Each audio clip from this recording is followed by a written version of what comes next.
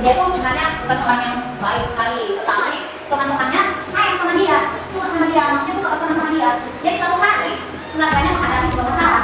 Nah, si yang menyadarinya bahwa dia harus berubah, dia harus berubah.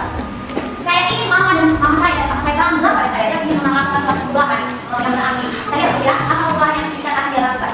Perubahan yang dilakukan dia mengikuti kompetisi dan dia menang. Itu perubahan yang dilakukannya. Lalu dia mengikuti sebuah klub, lalu dia mengikuti.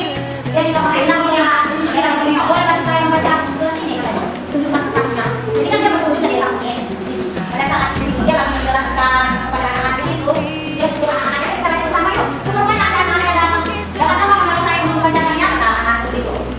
Jadi dia pasti, aduh, ini udah pasti anak-anaknya tadi keyakinan. Tapi mereka masih membaca yang bagus. Ini enggak. Dia menasih.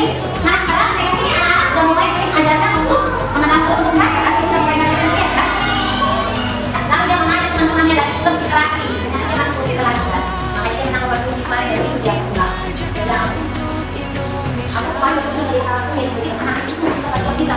Kalau nggak kita yang melakukannya siapa lagi? Dia ada teman-temannya. Mereka membuat rencana. Mereka membuat rencana bagaimana untuk mengumpulkan dana untuk membeli buku supaya anak-anak punya minat hobi untuk membaca. Nah, kalau nggak ada membaca lagi dari satu minggu mereka membantu anak-anak itu supaya belajar membaca. Nah, lihat, mereka pakai kamu mereka juga. Nah, bantu. Mereka ajarin tulis, semuanya baca. Mereka jadi mau nggak mereka pergi ke sana? Wah,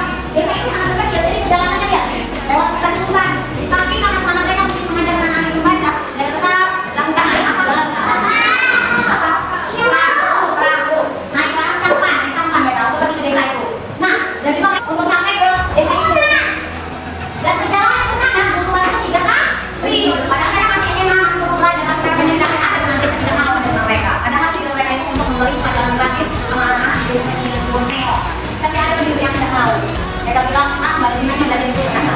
Jadi kalau seperti itu bagaimana perasaan mereka? Ya apa mereka dulu lagi kerja keras, dia mereka apa?